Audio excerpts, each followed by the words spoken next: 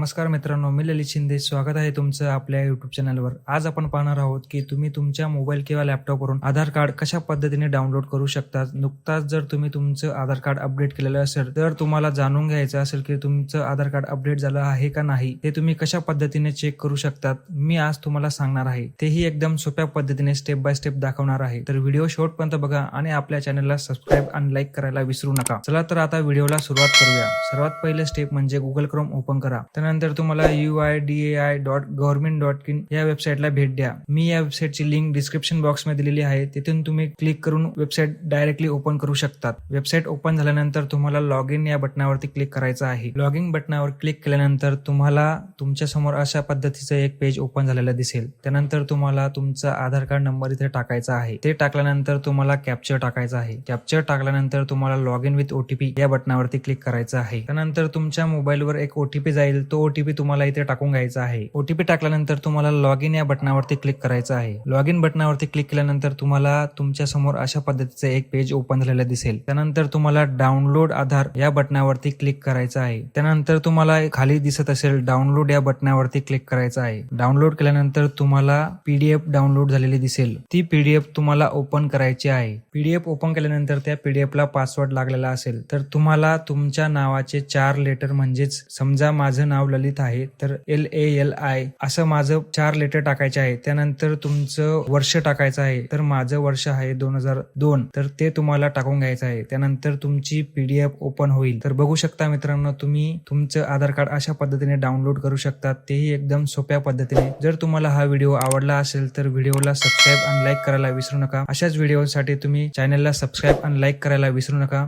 धन्यवाद.